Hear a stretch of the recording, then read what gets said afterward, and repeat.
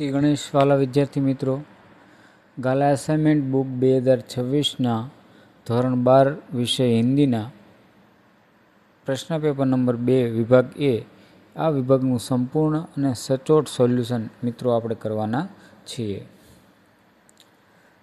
અગાઉ આપણે પ્રશ્ન પેપર 1ની માહિતી પ્રાપ્ત કરી ચૂક્યા છીએ.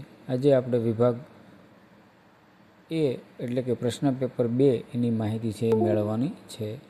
હું ગોળકિયા પ્રવીણભાઈ આપ સૌનું હાર્દિક સ્વાગત કરું છું. વિદ્યાર્થી મિત્રો, બોર્ડની પરીક્ષામાં સૌથી વધારે માર્ક્સ માટે આ ગાલા અસાઇનમેન્ટ બુક ખૂબ મહત્ત્વની છે. એ અસાઇનમેન્ટના પ્રશ્ન પેપર છે એનું સંપૂર્ણ સોલ્યુશન આપણે કરી રહ્યા છીએ.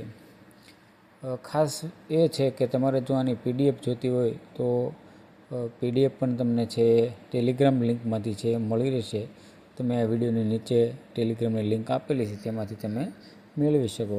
વધારે સમય નહીં લેતા જોઈએ આપણે વિભાગ એ પ્રશ્ન પેપર નંબર 2 તેની માહિતી. પ્રશ્નપત્ર 2માં વિભાગ એ એટલે કે ગદ્ય વિભાગ આધારિત છે તેના પ્રશ્નોની ચર્ચા મિત્રો આપણે કરીએ તો એ વિભાગની અંદર निम्नलिखित प्रश्नों के उत्तर दिए गए विकल्पों में से सही विकल्प चुनकर लिखिए. प्रत्येक का एक गुण. इसमें पहला है शहादत अली ने अपनी आधी जायदाद किसे दे दी थी. तो मित्रों એની અંદર જો આ એ બી સી અને ડી જે છે એમાંથી જ્યારે લાલ કલર જે છે એ એનો જવાબ છે, એટલે કે આમાં कर्नल को. बीजो प्रश्न किस साल में सुभाष बाबू को कलकत्ता कांग्रेस से में ठोकर मिली. तो एમાં જવાબ આવશે 1928. तीजू है बुजुर्ग मित्र का जन्मदिन मनाने में तकलीफ हुई क्योंकि उनका जन्म 1 अप्रैल को हुआ था. चौथुं है नदियों और सरोवरों को देखना दुश्वार हो गया है क्योंकि जिसका ऐश्वर्य से अभिषेक हो रहा था वह निर्वासित हो गया था. बैलगाड़ी 2 वनों के बीच कैसे चल रही थी.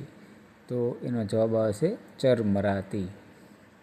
छठो प्रश्न वंशीधर को पंडित अलोपीदीन ने कौन से पद पर नियुक्त किया. तो मित्रों इनो जवाब आवशे स्थायी मैनेजर. 7मो है मैंने इस घर की सहतिर तक ईंटें चढ़ाई है. यह वाक्य कौन बोलता है. एमा जवाब से माँ. जोहानिसबर्ग पहुँचने के लिए एक रात कहाँ रुकना पड़ता था. तो तेनो जवाब आवशे स्टैंडर्टन. ત્યારબાદ છે કે રચના के साथ योग्य पात्र का जोड़ा मिलाकर लिखिए. 9मું છે मनोहर पुरी की सीमा पर. तो એમાં જવાબ આવશે કુમુદ સુંદરી. અને સુભાષ માનો એમાં વલ્લભભાઈ પટેલ એ છે એનું પાત્ર આવશે. ત્યાર પછી છે निम्नलिखित प्रश्न के उत्तर एक एक वाक्य में लिखिए. 11मो प्रश्न सुभाष बाबू अज्ञात लोक के यात्री में से किस लोक के यात्री हो गए. मित्रों एनो जवाब है कि सुभाष बाबू अज्ञात लोक के यात्री में से अनंत लोक के यात्री हो गए. 12मो प्रश्न एक और जन्मदिन पाठ में किस बात पर व्यंग किया गया है.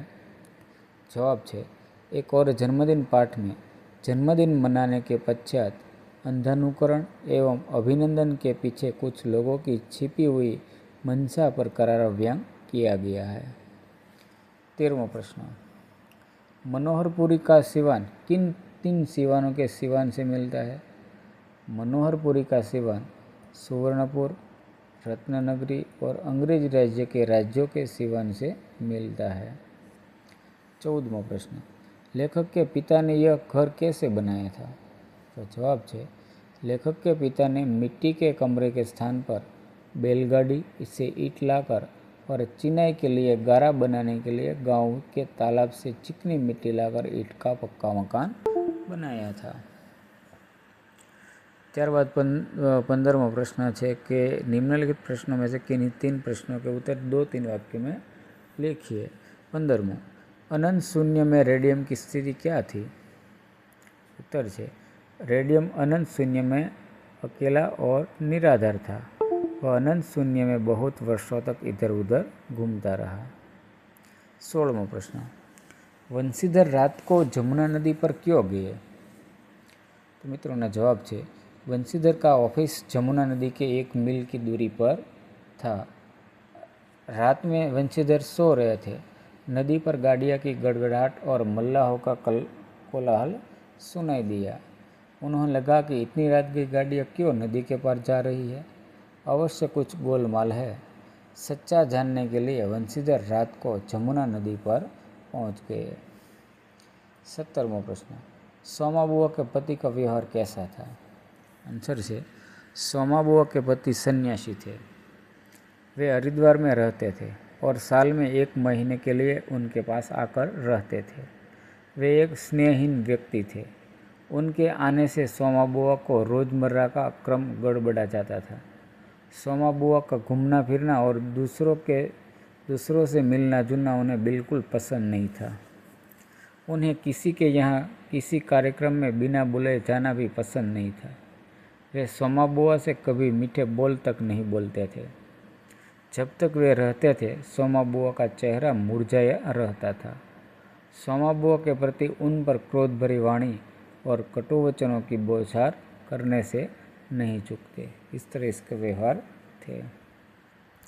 18वां प्रश्न है, गोरे अफसर ने गांधी जी के साथ दुर्व्यवहार क्यों किया? मित्रों ने जवाब है कि गोरे अफसर ने सिक्रम में बैठे गांधी जी को पैर रखने के पटिया पर मैला सा कपड़ा बिछाकर बैठने को कहा। गांधी जी ने ऐसा करने से इनकार कर दिया। इसलिए गोरे अफसर ने गांधी जी के साथ दुर्व्यवहार किया। 19वां प्रश्न है, हम इस देश में कौन कौन से रहस्य होते आए हैं?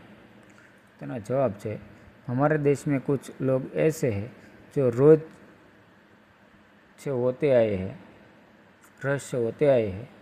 उनमें देश के सामंत, वीर योद्धा और बलिदानी आदि ऐसे लोग हैं जो रहस्य होते आए हैं। ત્યારબાદ છે નિમ્નલિખિત પ્રશ્ન का 7-8 वाक्य में उत्तर लिखिए। એમાં પહેલું છે, मेरे राम का मुकुट भीग रहा है ऐसा लेखक क्यों कहते हैं? तो तेना जवाब है, लेखक के एक चिरंजीव और उनकी एक मेहमान लड़की एक संगीत कार्यक्रम में रात के 9 बजे घर से गए थे। वे रात के 12 बजे तक भी नहीं लौटे। इस बीच जोर की बारिश भी आ गई। आजकल की असुरक्षित स्थिति का ध्यान करके लेखक के मन में यह पंक्ति कौनती है और उन्हें दुचिंता होती है कि उन दोनों पर जाने क्या बीत रही होगी, वे जाने किस स्थिति में होंगे। ત્યારબાદ 6वां છે, वजीर अली का एक जांबाज सिपाही था, इस विधान को स्पष्ट कीजिए। बनारस में कंपनी का वकील की हत्या करके वजीर अली ने अंग्रेजों को अपनी जाबांजी का सबूत दे दिया था। उसके हिम्मत भरे कारनामों से अंग्रेज हक्का बक्का रह जाते थे। उसके काम करने का ढंग इतना अद्भुत था कि अंग्रेज अफसर दांतों तले उंगली दबाते थे। वह कर्नल कॉलिंज और उसकी फौज की आंखों में वर्षों तक धूल झोंकता रहा। कर्नल गोरखपुर के जंगल में हफ्तों तक खेमा डालकर पड़ा रहा, परंतु वजीर अली उसके साथ नहीं लगा। उसकी जांबाजी देखते ही बनती थी। जब वह घुड़सवार बनकर खेमे में आता है और बड़ी सिफत से कर्नल के हाथ से कारतूस लेकर चपल हो जाता है, वजीर अली के ऐसे करिश्मे मुझे एक जांबाज सिपाही साबित करते हैं।